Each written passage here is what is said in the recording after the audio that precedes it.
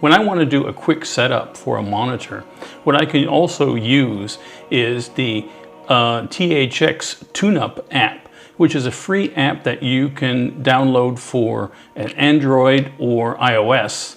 And it works together with Google Chromecast or with Apple TV. And it's a great little app, actually. And what it does is it sort of walks you through setting up your brightness and contrast. And it works by giving you a series of pictures to judge and different test patterns. And it is very, very fast and easy to use. So I highly recommend this. Best of all, it's free.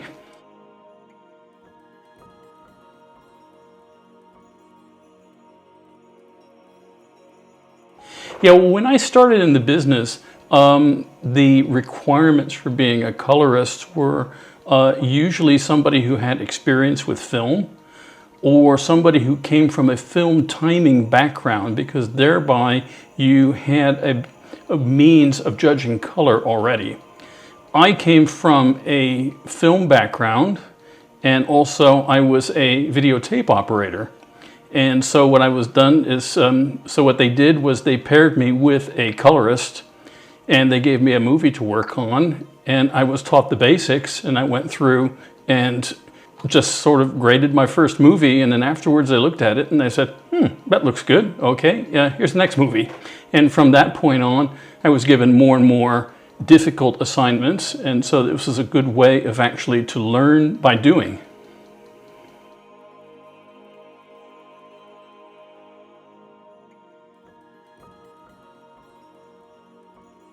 To be honest, I usually don't like to have multiple monitors in the grading suite in color, because usually, if one exception is the graphic user interface, of course. But for example, if you have multiple large monitors, especially around the area where you're sitting with the client, if one monitor differs slightly than what you were actually grading on, then it becomes a total nightmare. So I usually, as a rule of thumb, I usually want one grading monitor and one graphic user interface display, and that's it.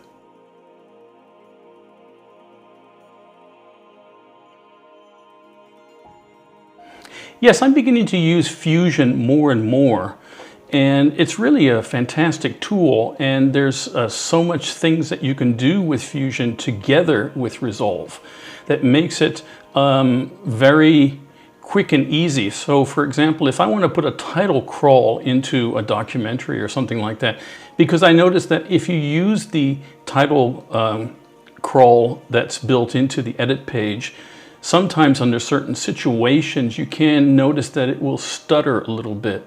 And if you use the one within Fusion, you can change it to exactly how you want it to be, and it works very well, and it's very fluid all the time.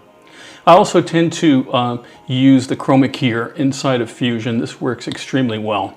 However, now the new chroma keyer in the OpenFX plugins works exceptionally good too, so I can use either or now.